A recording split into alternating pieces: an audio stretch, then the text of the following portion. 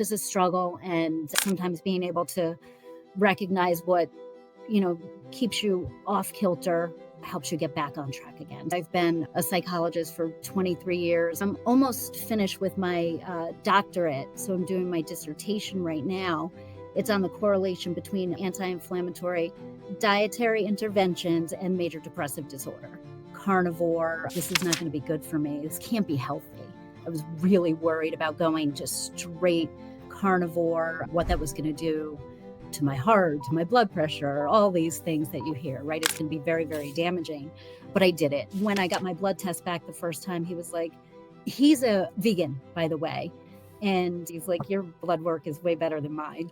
And that was just great to hear. I felt the best I've ever felt in my life, energy wise, looks wise, everything. Mental health is metabolic health. We need additional first line treatments for mental health that become just as natural to flow off your tongue as recommending a medication. So start where you can and grow from there, because anywhere is better than where you have come before. So start somewhere. Hello and welcome. Carrie here from Healing Humanity, the Power of a Proper Human Diet. And today I am thankful, grateful, blessed to welcome Dayna to the channel. Welcome, Dayna. How you doing? I'm doing great, Carrie. Thank you so much for having me. Thank you so much for reaching out. I heard a little bit of your story via email, and I'm looking forward to hearing the full story.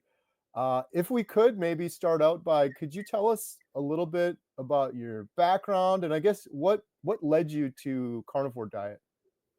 Sure. Maybe I'll start with the what led me to the carnivore diet. I think maybe a similar story to a lot of people that I hear along the way, which is I would say back in like the year early 2000s, I dabbled in Atkins South Beach diet. I had the book, and that was the first time I was very cognizant. Before that, Carrie, it was very much so what was drilled, in me through mainstream, media and my family, which is low fat is the way to go. Low fat chicken and broccoli. That was when I wanted to diet or lose weight or be healthy, that's what I would do. And then I got into, like I said, early 2000s. So my weight like fluctuated up and down growing up. Um, when I got onto South Beach more consistently with the carb reduction, that was the first time that I remember really noticing a difference in inflammation. And I really noticed a reduction in slimming in my face and body all over. It was just a different feeling. And I didn't know the science. I didn't know why. I just know that it felt better than other things that I would do. And I think just over the course of time, that so not really knowing the why behind something and why it works and why it's important, it was hard to maybe maintain for different reasons throughout time. And then you add in stress, life changes, which, are important to consider along the way too. But that ended up, going up and down. But it was Whole30 after that. And I started to kind of move my way towards keto carnivore. It was Whole30 along the way, which was great, but complicated for me. And from that spawned keto. And I did what most people probably did years ago with keto, which is the dirty keto. And I thought I was doing well, and I probably was doing well compared to most people and how things were before, but not optimal, not my best. But through, watching, you and just how much information is out there now that we're lucky enough to have on social media to be able to access and learn and tweak along the way, led me to shape my diet to be even cleaner than that. Um, and so getting cleaner on keto, and then came the carnivore. discussion. And again, I was like, this is not going to be good. This is not going to be good for me. This can't be healthy. I was really worried about going just straight carnivore, what that was going to do to my heart, to my blood pressure, all these things that you hear, right? It's going to be very, very damaging. And, but I did it. And I did it because I had the reassurance of, again, watching people like you, the good doctors, Dr. Berry, Chris Palmer, Dr. Eid, uh, you know, it's, it, that helped me feel better about going into it. So I went and I I went right into it, and, once I made the decision to, and then had the conversation, just it happened to be, a checkup with my doctor, and, was getting my blood work done, and at first, he was like, "You look great." He hadn't seen me in a while. He was like, "You look great. What are you doing?" And, I told him what I was doing. He was like, "Oh, wow." He's like, "I would just warn you against that." And, I started to arm myself with, when you encounter people along the way who tell you what you're doing that feels so good isn't good, you want to be able to have more than, but it feels good to me language out there. And that's what started to evolve with me along the way, too, which was helpful. Um, but what was also helpful is I ended up getting my blood work done, and, thankfully, I think my doctor was somewhere in the middle of he wasn't so archaic, but along the lines of literature to know that what I was seeing cholesterol-wise wasn't the worst thing in the world comparatively. And when I got my blood test back the first time, he was like he's a, vegan, by the way, and, he was like, "I'm not gonna say another word." He's like, "Your blood work is way better than mine." And that was just great to hear. And he actually said, he was like, "You know what? We're gonna track each other along the way." And I love that attitude, that he had with it. At first, he warned me against it, but he was looking at the data, he was looking at me, and he was comparing it against himself too. And for him to be able to say that to me, I thought was, just a wonderful, wonderful moment. So, Yeah, uh, I would have jokingly said, "I need to warn you about this vegan thing too." Turn it around a little bit, but that's pretty right? awesome. Isn't that great? Isn't that great? Yeah. So what And y yeah, if you want, please continue. yeah, so, I mean, I probably I felt the best I've ever felt, in my life, energy-wise, looks-wise, everything just felt I could just I felt younger, I felt like I looked younger, and then, you know about a year into it, my mom passed away, and it was just a life stressor, and I started to go back off of it. And I hear your story, Carrie, and I think it's wonderful, and your words always resonate with me too, because when you remember how bad you feel when you're off of it, it really is enough of a deterrent to not want to pick up the temptations. But, I also know that, life is a struggle, and sometimes being able to recognize what, you know, keeps you off kilter helps you get back on track again. So I went off and just like I would have expected, felt bad again. And then realized I needed to go back to what in my 52 years of life has worked, the only thing that has worked consistently in all ways and shapes and form for me. So uh, that's the journey on my carnivore today. So, how long has that been roughly since you started carnivore? um I it has been most people know, like, the day, right? And I'm tracking you. You're just over 700 right now? Right, yeah. Yeah, yeah, counting my laps, in between, 3 years, 2.5, 3 years. Wow. Okay. Yeah. Yeah. So what other things, I guess I guess the first question I have is how did like your family take this when you first started doing this? Yeah, just like my doctor. Everybody warned me, against it for the most part. And it's very, even now where I am in Connecticut, and it is so important to be part of a tribe. I'm connected with you. And, I want to be out there more with like minded people. But, eh, you know, I heard the other day, sorry, this just popped into my head, but one of my coworkers had mentioned, and people at work know that um, all I eat is meat. And at first it was like, you don't want any vegetables? You're not gonna have any fruit? How could you not do fruit? And for me, it's just it's such a trigger. And if I have it right now, all I taste is sugar. It tastes like a sugar bomb to me.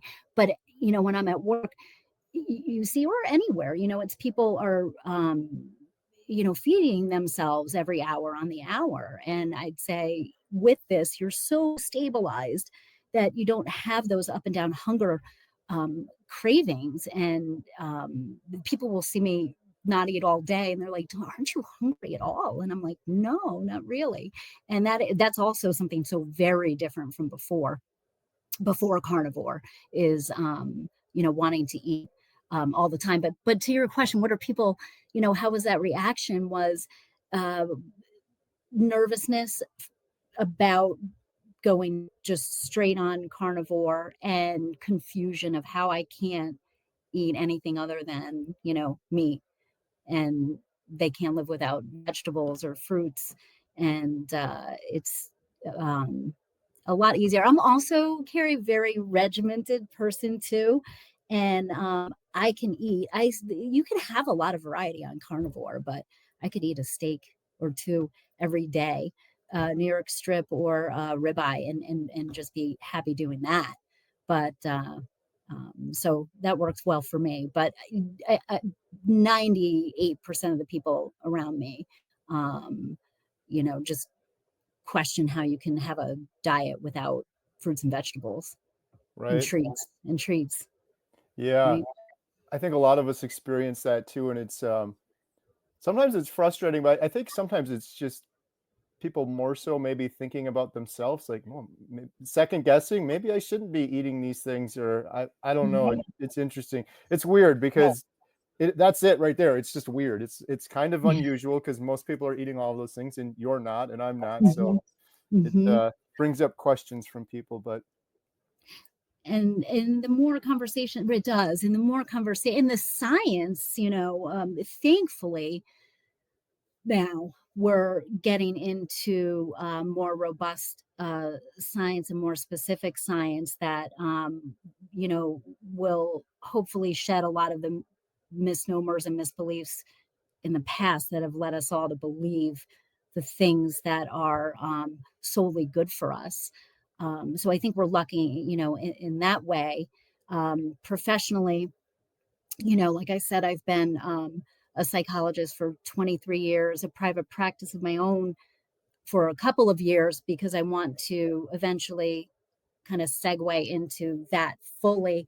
But I'm also almost finished with my doctorate. So I'm doing my dissertation right now. And it's on the correlation between anti inflammatory dietary interventions and major depressive disorder. oh wow, that's Yeah, incredible. yeah, You yeah. mentioned Dr. Georgia Ede and Chris Mhm. Palmer. Have they been kind of a big influence on you? Very big influence. And I think I love the way that I think I can't remember, Carrie, if it was one of the three uh great doctors. It was either Palmer, Dr. Georgia Ede, or Dr. Kiltz. Um, they defined health in this way. I was watching something, but they've been a huge influence. And health is putting molecules in our body that match with the 40 trillion cells in our body need to function optimally. Hmm. And I love when you can like boil things down to simplicity. And that's really what carnivore is. It's so simple, it's complicated for people. It's so Yes. simple, it's compli and so health, right, is and when we so just simply said, putting molecules in our body that match what the 40 trillion cells in our body need to function optimally.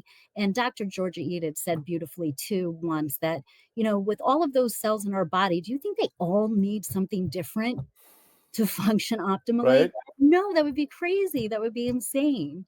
They I don't. I love that argument. I've heard her talk about that before. Yeah. And then the other argument, which I probably parrot too much on my channel, but just when you look around in the world, it's like when you do carnivore, you have a different perspective on things. I don't know, but when you look around in the world at all of the millions of species of animals, they all have like an intended diet. Cow eats Mhm, grass, koala bear eats mhm. eucalyptus. But for one reason or another, out of all those millions of species, just humans got to have 60,000 products in the grocery store. And we got to have this, and it's got to be balanced with that. And we got to have this mixed in. And these different colors are important too.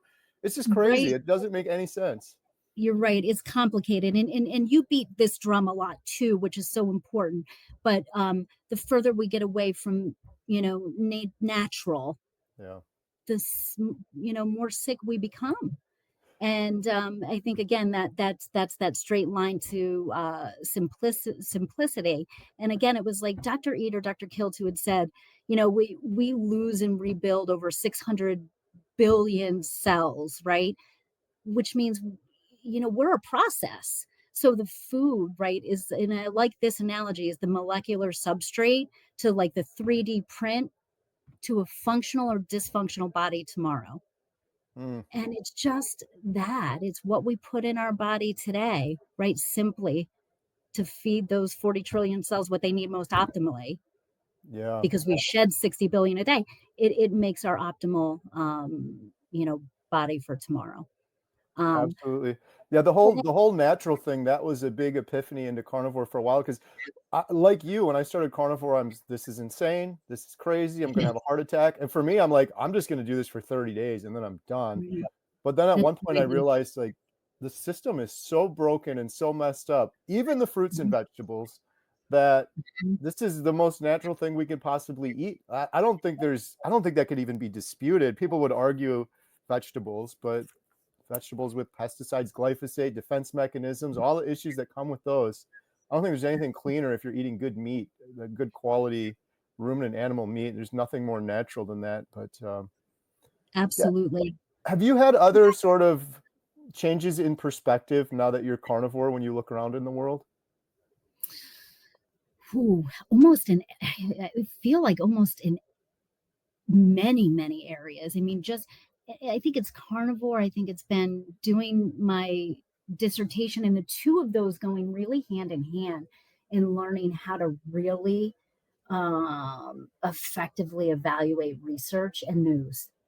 That's been a big thing, really. And I think that not everything we hear and see is and should be taken at face value. I think we have to be, good consumers of information. And for whatever that means to people, good consumers of information means, doing your own research, understanding what's behind what's being said or who's funding what's being said. And those are, unfortunately, very influential things. Money is a very influential demon that we've seen can lead to, um, Carrie, you, right? When I've seen you hold up the pill, uh, um, box that you were on, and that's driven when we think about psychopharmacotherapy, right, and treating depression and anxiety. It's let's put a pill on there and we'll reduce the symptoms and have them feel better. But we're doing two things. We're not getting at the root cause, and more often than not, the medication is adding to the metabolic dysfunction, which is then this really vicious cycle. You're never really healing humanity. Yeah. I'm so glad you mentioned that because those are things I've started learning more about afterwards, in particular, what you just mentioned, like, I didn't realize the antidepressant medication I was on was actually making me heavier. I was Mhm, eating more. It's you'd put on more weight, mhm, and then it was mhm, wrecking my metabolic health more, and then it mhm, would ruin my sleep and all the downstream factors from that, and then it just kind of snowballed from there. But what you just said before is so true. I never thought when I was going on that medicine like, if someone had said to me, "Listen, we're gonna give you this medicine. It's a temporary Band-Aid at most, but you're gonna still be horribly depressed for the rest of your life because this is truly not treating the root cause of the problem." mhm. My mind would have been blown. I never was told that or never understood that, and that's my passion, I think, behind doing this documentary is I think there's a lot of people that don't realize their mental health issues are a result of their nutrition. They're not treating the root cause of it. Um, And I'm sure, Carrie, you thought that, the medication was treating, you know, neurochemical neurotransmitter, right? Yep. Right. I thought it was there's something wrong, I got a chemical imbalance, and these pills are gonna adjust that, and then I'll be good, like, I'll be normal like everyone else. Right. And that is how the medication intervention, really got, that foothold from that monoamine hypotheses. It's a disruption in neurotransmitters. When really, when you were saying Dr. Palmer, Dr. Eid, metabolic, mental health is metabolic health, right? Right. And when you reduce the inflammation and you can see the effect that inflammation has on our cellular functioning, things become clearer when you hear the science behind Dr. Palmer and Dr. Eid. It makes sense, and I love his unifying theory of mental health. Again, simplicity. It's complex, but the way that he draws that arrow and that line, um, to the commonalities between all mental dysfunction. And when I started out as a psychologist in 2000, um, the amount of students diagnosed with ADHD, anxiety, and autism, and I could see just in my own system, was significantly less than what we're seeing today. So we need to take a look. And I think that there are good people doing that. Take a look at root cause and not put a band-aid on and treat the symptom anymore. Yeah. Well, it's so interesting you're doing your dissertation on inflammation as well. That was another big epiphany I had on carnivore. Yeah. Like, you started carnivore, I started carnivore, people are worried about us. You're gonna clog your arteries, this is crazy, you can't do it, but meanwhile, the majority of humanity is walking around with chronic systemic inflammation for years and years and decades. They're not even aware Mhm, of it or concerned about it, and that should be mhm, the biggest concern in the world. It's like all disease is from chronic inflammation, systemic inflammation, depression, anxiety, diabetes, all of that stuff. And it's like right. no one worries about it. Like, when I look around the world right now, I'm like, "Oh, that was me." Like, I see someone coming out of the gas station with the big thing and their face is inflamed. I'm like, "That was me for so long," and they Mhm, just don't see it. mhm. You deal And with a lot of children. You mentioned this too. That's one of my big worries, is sort of this next generation because like, I was so sick for so long, but I look at my girls, thankfully, they're all yeah, eating properly now, which is amazing, but their they're friends doing and great. stuff. Yeah, their friends, their peers, it's a whole other level from what I was exposed to when I was little. They're drinking the big Starbucks drinks, and there's, like, this much sugar in it and who knows what other Yeah, ingredients. everything is bigger, right? And Yeah, more, bigger and more. I'm so glad to see, your family, your whole family's progress, on this. Like you said, it speaks to the stories of different people for different reasons along the way. And thankfully, your girls, relatively speaking, um, got into it way earlier than you or I did. yeah. And, at good formative years. Their brains are still growing, right? Until their mid 20s. So they're catching it in you know, better time than you and I did. So that's, good role model there, and they're doing wonderful. But yeah, I do worry about our kids today because when we think about proper optimal health, right? What are kids doing a lot now that we weren't even doing when we were younger? It's all, and social media is wonderful for so many things, but everything in balance, I think is a really important message. And, a lot of people, it comes at the sake of what are you giving up to be on media and have those connections all the time, being out in nature, being out moving naturally. And you put that together with, um, non-optimal nutrition coming in, and it's compounded, I think, even more so than what we may have experienced. Yeah. Yeah, absolutely. I'm just doing the documentary, learning some more of these stats too, the rates of depression amongst teenagers and fatty liver disease. Yeah. It's crazy some of the stuff that's going on, but it's one of those weird things with, I guess, human psychology where it just happens slowly over our lives. We're like, "That's just normal. That's just the way it's always been." And it's like then you get It out of is. it like you and I have, and you're like, "This is nuts. What's going It on? is. Sound the It alarms. is. This is crazy." Right. And then you go back and you look at pictures because it's hard to, when you're walking around in your own body, it's hard to picture, right? What you might have looked like 6 years ago or seven, and then you go back and you look at that picture and you just see the inflammation. You see that, but you bring up a really good point, which I think, which is why, you know, um, so many people don't um, take hold of this maybe so quickly. It's, I think about this. When you think about smoking, if you could see your lungs on the outside of you, let's just imagine that existed, and people could see the damage that they were doing as they were smoking. I wonder how many people would do that. Right. But what happens is it becomes out of sight and out of mind, and you feel super natural, not in the way that we do now, but in a kind of misinformed way, like I'm gonna live forever. But you don't see the damage that's happening to you over time. You don't even see the inflammation build up over time until you look at a picture and you're like, how did I go from there to there? Right. And but I think about that with smoking, but if your lungs could actually be on the outside of you and people could see the damage, would you continue to do that, you know? Yeah, that's so true. If you got up in the morning and looked in the mirror and you could just see like, "What am I Right, doing here?" kind of right, thing, but yeah, you're right. right. I've interviewed so many people and so many say the same thing, like, I don't know how it got that bad. I didn't really think it was that bad until they get out Mhm. of it, and I think it's just like you said, it happens slowly over time, so your brain gets accustomed to it. But I Yes. think also then a lot of people have that brain fog where maybe they're not Mhm. thinking clearly.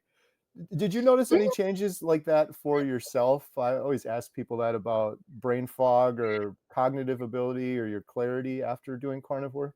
Definitely clarity. I think, I also, have a touch of, like, ADD, which I think motivates me to, do a lot of things in life, I being on carnivore brings a sense of clarity and streamlined focus that's hard to necessarily fully explain, but something you just, I mean, that would is something very clear and evident for me, for Right, sure.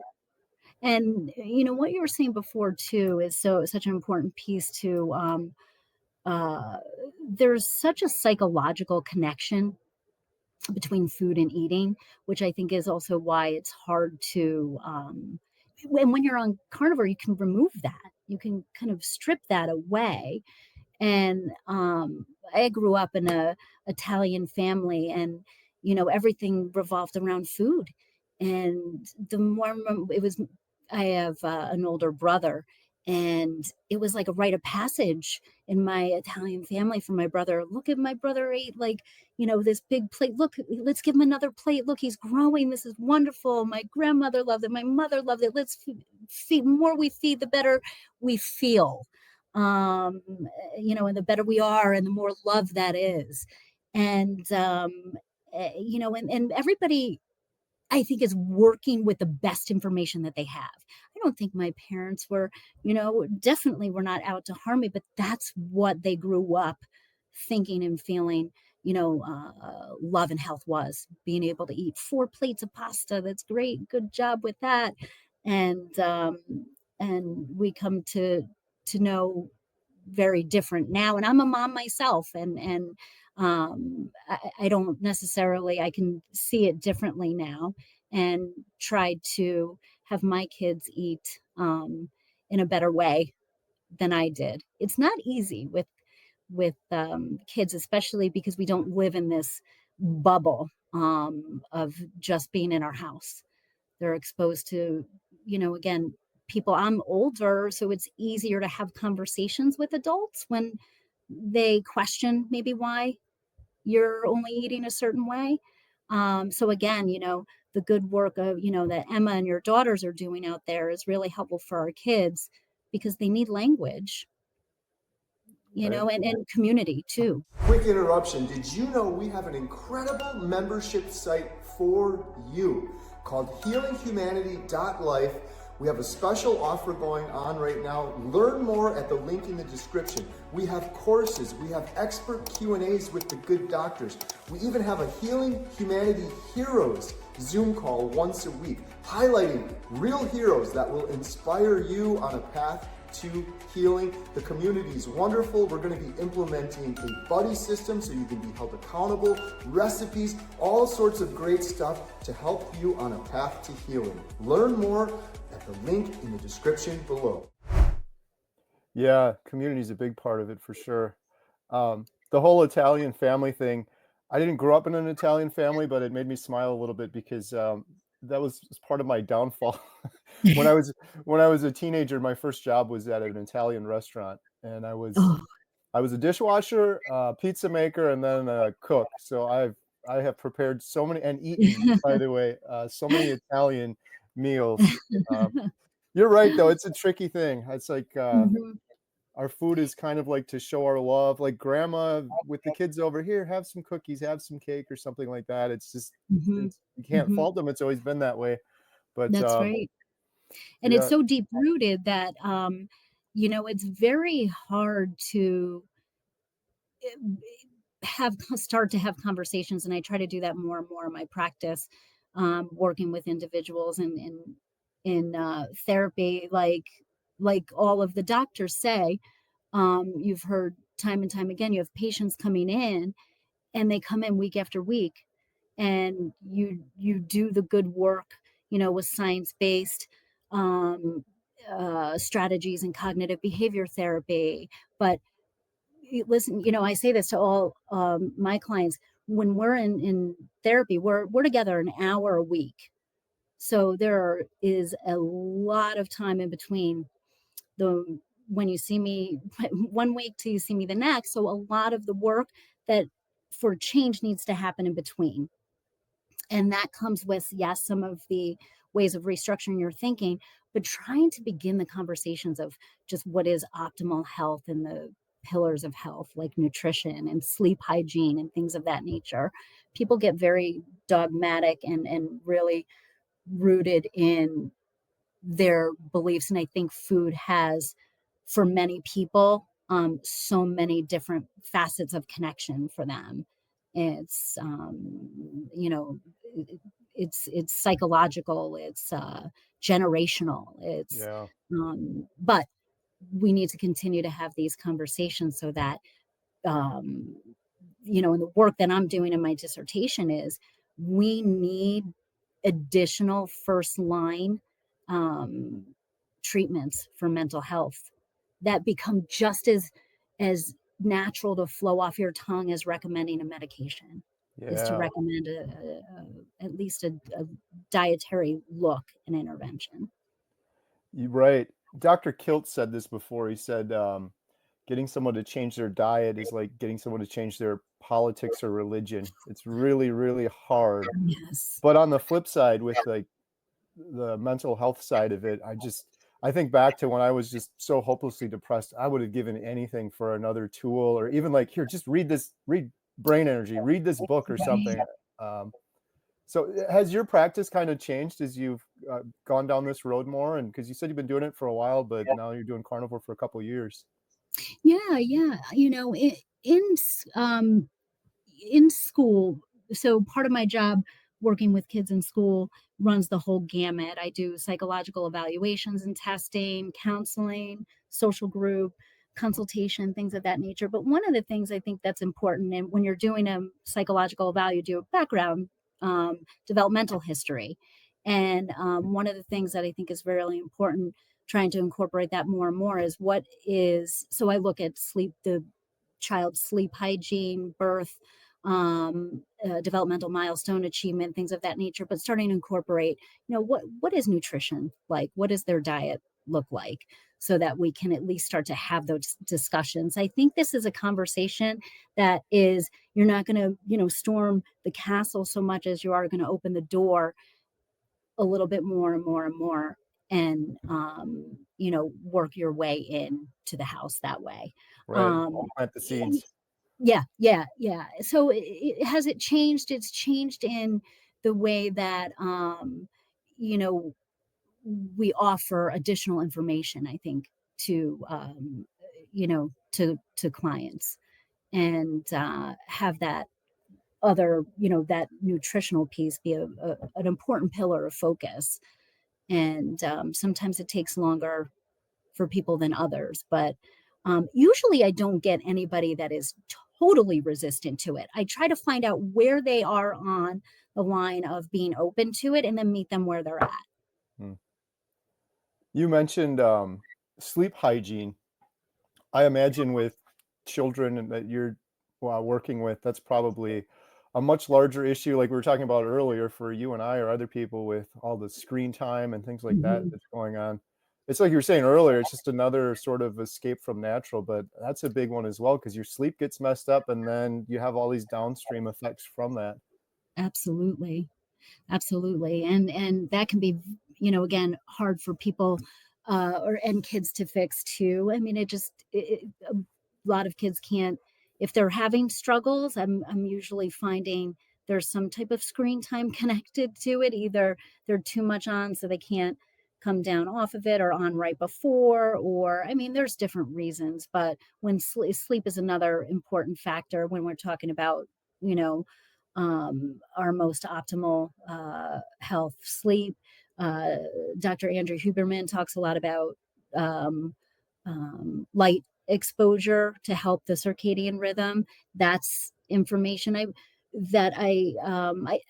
do a lot of psychoeducation in my practice with my clients, because for me, Carrie, like I said in the beginning, when I started with South Beach, or low carb, and I noticed the, like, inflammation on the outside go down. I didn't understand what was truly happening, but I think when people can understand where the connection is, then they're more likely to stick with that, or explore, yeah, and go deeper into it. So um, I, I incorporate a lot of psychoeducation into my work with my clients too. Right.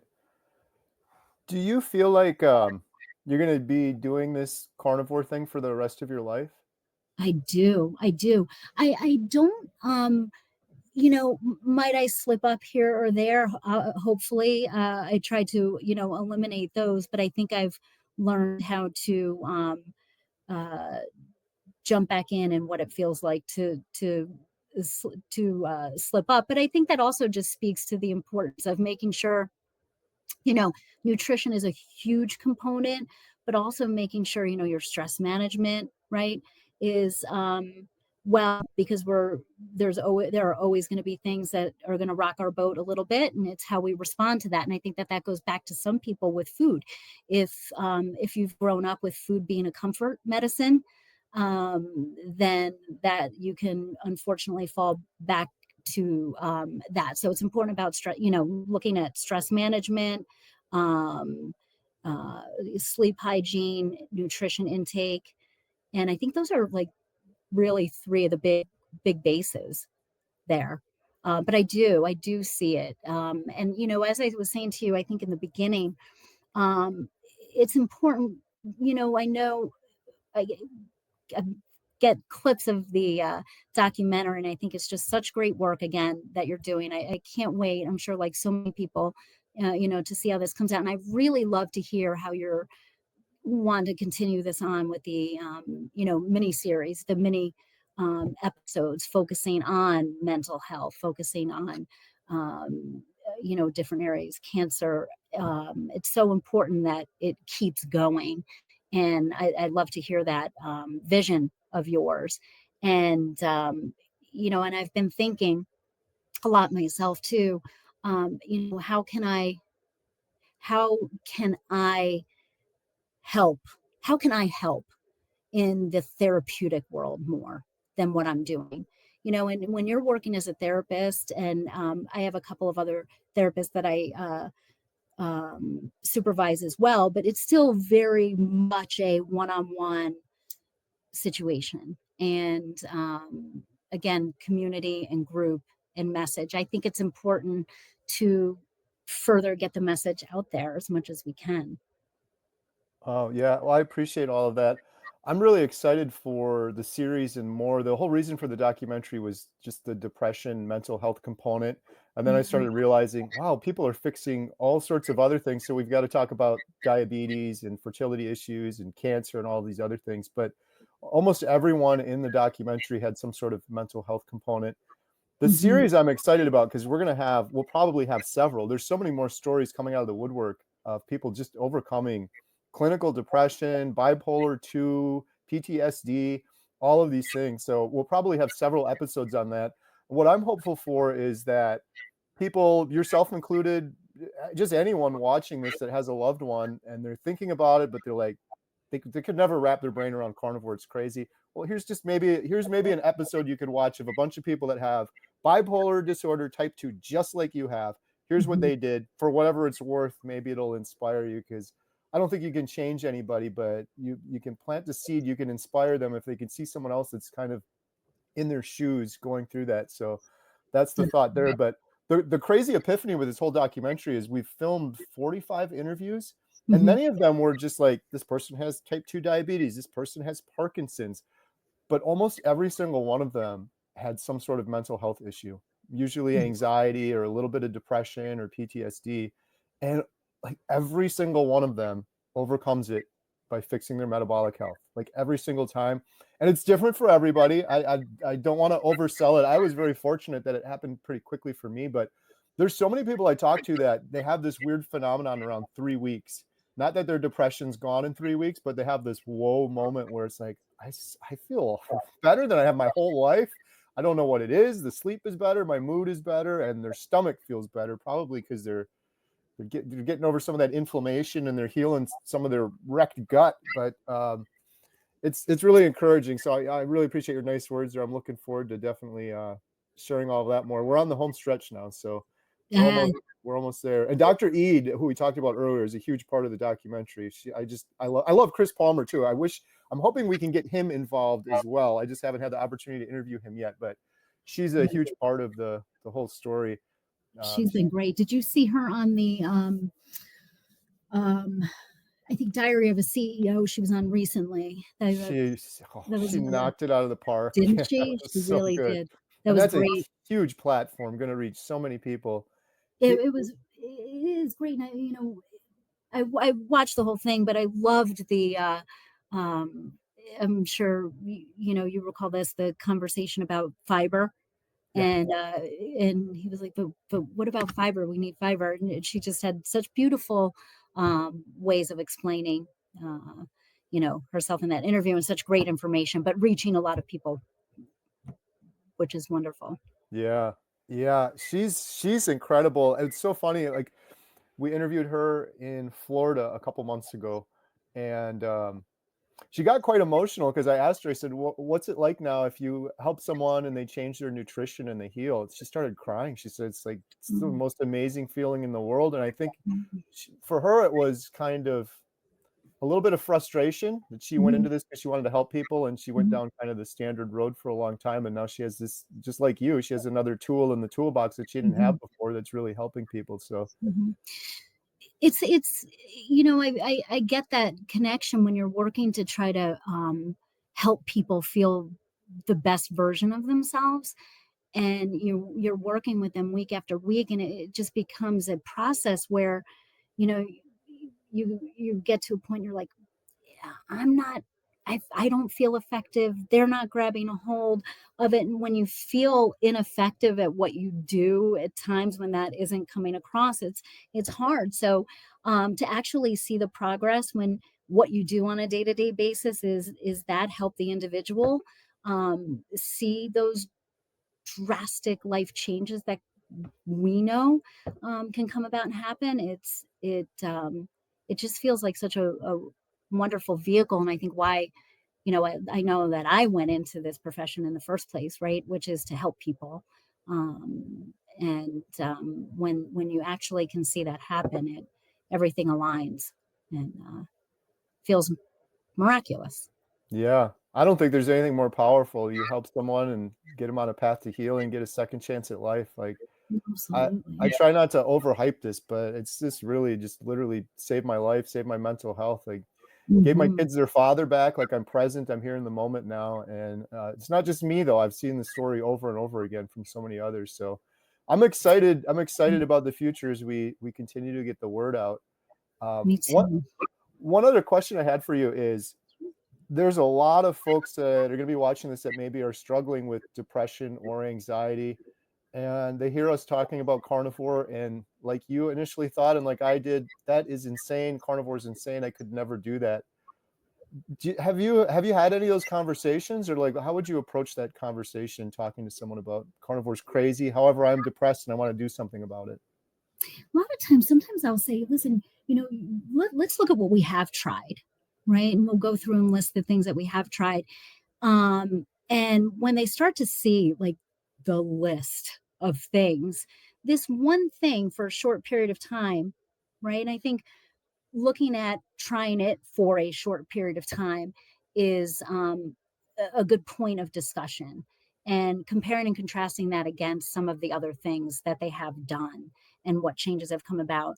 The other thing is, like most things in life, it's the small changes along the way that are helpful. And when I even look at the beginning of my carnivore journey, I remember as I learned more and found out more information, I changed more and became more optimal in reducing more. So start where you can and grow from there, because anywhere is better than where you have come before. So start somewhere Yeah. and you will grow and evolve. It because it does become infectious and contagious. You have a feeling that comes from the reduction or reducing, eliminating things. But if you need to start somewhere, start and then build into it. Where, if that's going to be your entry point, then that's it. I try to find where their best entry point is and go from there. That's great. I love the fact that you mentioned the time too, because I think a lot of people, they'll hear your story. You've been doing this for 3 years. I'm coming up on 2 years, and they feel like I could never eat meat the rest of my life. It's like, no, Mhm. just give yourself 30 days. Like 30 days is nothing in the That's grand right. scheme of things. It goes by so quick. See how you Mhm. feel. I always tell people that too, because I know on day 31 they're gonna feel so good. They're not I always That's tell right. them, "Day 1, go back to donuts and pizza, whatever you wanna do," but because I know they're gonna feel so good after 30 days, but That's right. It's usually before that too, Carrie, like you and I say, somewhere around like right after 2-ish weeks, you definitely start to feel something that continues to grow from there. yeah, yeah, absolutely. And the other one I get, and I'm sure you get this a lot too, is I got this actually a lot in the beginning is how can you afford to eat like that? Mm, How can you afford to eat 2 steaks, 3 steaks every day, whatever, it ends up being. And honestly, I spend less money eating this way. And I don't want to say it's just about eating. I know you've talked about this before. It's more than just the money you spend on food. It's the money you spend on your overall health and well-being. And but even at that, uh, it is not a significant amount of money more that I spend now. If not, it's probably less. I'm not buying the all the extra things and not eating as much. So Yeah, I'm with you 100% on that. And, I don't know. I feel like this is probably the case for you, Dana, but correct me if I'm wrong. You're doing this dissertation. You're working with the children during the day. You mhm, got your thing afterwards. Sounds like mhm. you're doing a lot. Do you feel like everyone I've interviewed, it's like whatever they're doing, again, I don't want to sound like I'm hyping up carnivore, but when you get rid of that brain fog and then you have more energy and you could stay up later and you're doing more, it seems like people become more successful at whatever they're doing. Do you feel like that's happened for you? Yeah, it's funny you mentioned that because I do, until somebody says it out loud, Carrie, I don't realize actually um, what the amount that I'm doing, and it is a lot. If you think about the hours in a week that go into the private practice, work during the day, and the dissertation during the week, and it's something I would not have been able to do 5 years ago. Right. 10 years ago to this capacity and degree. And until you mention it out loud, I don't even think about it. It's just you do, and your body goes, and you just have this energy to keep going and doing. And yeah, until you mentioned it out loud, it's something I'm not reminded of unless somebody outside of my being friends will say, I've never seen anybody work as hard as you. You don't think of it in that. It doesn't feel that way when Yeah. you're in it. When you're in it. Yeah. Yeah, It's yeah. crazy. Everyone we've interviewed for the documentary, we interviewed pastors Jimmy and Annette in Texas, and they've been carnivore. They've been running their congregation for 20 years, and after 1 year on carnivore, the size of their congregation doubled in size. And they're like, Mhm, coincidence? Carnivore? Are they like, we feel like it's carnivore. We feel like we're more on point. But that's just mhm. one example of like 45 interviews we've done. Everyone says that. So that's hard to, I guess, sell to people that say carnivore is more expensive. But even if it was, which I agree with you, I don't think it is. I spend way less if you do the honest math. The fact Right. that we end up being more successful in whatever you're doing, you get a raise, you get another job, you get a side project or something going on, it's going to make up for it in the long run anyhow. So Absolutely. And uh those stories, I think it was Dr. Kiltz who said, Quick interruption. Thank you so much for watching. If you're interested in learning more about our documentary, Healing Humanity, the Power of a Proper Human Diet, or supporting it, please visit donate.healinghumanity.movie. Our goal is to reach millions of people that are hopeless right now and sharing the examples of real people over the course of 1 year that are undertaking a proper human diet to overcome obesity, type 2 diabetes, depression, anxiety, fertility issues. We couldn't do it without you. We thank you so much. We are also selling these shirts, Healing Humanity, the Power of a Proper Human Diet. Every penny we get from those goes towards the documentary. And last, we have memberships. If you click the little join button, it's best to do it on desktop. Under any one of my YouTube videos, you can join and become a member. We have hundreds of members right now. We do members only videos. We do members only behind the scenes. You can email me as a member and I'll answer you. And every penny from that goes to support the documentary. And the last thing is we have these Redmond's portable salt shakers. These things are awesome. You can get the best salt. You can take it with you. We sell these on the website along with our water bottles and cutting boards, and every penny from all of those goes 100% towards supporting the documentary. You can also sign up for our newsletter, which is completely free.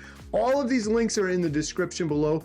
Thank you so much for your support. Now back to today's video. The power, he goes, the power of the individual story. And I think he had said anecdata, um, which yeah, is true. When you hear individual stories, like, you have heard over and over the positive effects that come from this, right? Is it a coincidence, or is it just happening to so many people?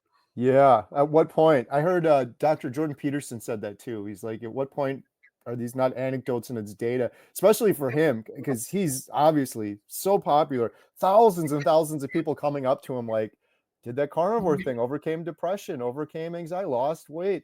Dave Mack, shout out Dave Mack. I think he's just about, or maybe he surpassed 1,000 interviews on carnivore. But I think Dr. Baker used to have a website where people could submit their stories. There's just thousands and thousands of them. I really wonder about the scale of it at this point now. It's really it's growing. Like I'm just running into people in public that are doing it now. It's crazy. That's great. And you're so visible. That's wonderful, and I think um people recognizing you and you being the vehicle to share that story out loud because they've seen you. Right. We would have never crossed paths in a virtual world or physical if you weren't on YouTube doing what you're doing, Yeah. but you are, and that opens the door for so many other people. Right. Well, you said it earlier, social media has its pros and its cons, but that's one big pro I give for YouTube because I don't know Hmm. that any of us would have found carnivore without YouTube. Imagine without YouTube, like we'd have to have like Dr. Baker as my neighbor or something and That's ran into right. him. It's not gonna read That's about this right. in the library. You're not gonna see it on the news. So there is that. But That's true. That's true. well, this has been wonderful, Dana. I really appreciate you sharing your story. Is there anything Thank else you want to mention or shout out? I don't know if you're on social media or have anything you want people to follow you at. Feel free if you want to mention or shout out anything else here. Thank you so much, Carrie. Just for anybody in the Connecticut area, my practice is Lumen Counseling and Psychology Group. I'm in Connecticut, but I want to I want to be able to get the message out there, stronger and harder in the way that you're doing it as well. So, I've in the summertime, I have off from school in the summertime and get to travel, but take my counseling business on the road a bit. So, I'm thinking about doing some pop up meetups along the way that I might expose through our website to, say I'll be in the Nevada up to Montana and maybe Wisconsin home. Get to see the world famous Montello Theater on the way. I'll have to Yeah. look you up on that way. Oh, absolutely. Open invite. I will have a link in the description for your website or whatever you want to put in there so people can follow you. I think that's wonderful if you're going to do some meetups. I'm getting hooked on the meetups. We're doing one in Austin uh, Yes. in March. But we have a whole bunch more coming. We're almost done filming. We have to film Dr. Baker in Washington, so we're doing a meetup there, and then we're filming Dr. Barry in Tennessee, and we're doing a meetup there. But when we continue doing the series, I think we're going to do meetups everywhere. So if you get that going, Dana, let me know. I'm happy to shout out if you got meetups coming up anywhere. I'm happy to shout it out to my audience. Getting together in a community with people like that is incredible. It's very addictive too, but in a good It way. But That's great. And you know what, Carrie, when I'm traveling in the summer, right, I think another conversation we can have with people, and I'm thinking of these pop up meetups because it's who can come. And we have these little, parking lot conversations or something along those lines. But I've learned how to eat carnivore while you're traveling along the way. And I've come up with some pretty creative ideas. So, nothing should ever get in our way, especially travel, of being able to stay, with the eating lifestyle that is best for us. And I know for people who travel, it can be hard, it can be complicated, but you can do it. So yeah. I'll let you know. I'll keep you posted on that. And I thank you for that, Carrie. Absolutely. Well, thank you so much, Dana. I really appreciate you sharing your story. I know it's going to inspire a lot of people. So thank you so much. Have a good day. Thank you, you too. Bye, Bye. Carrie.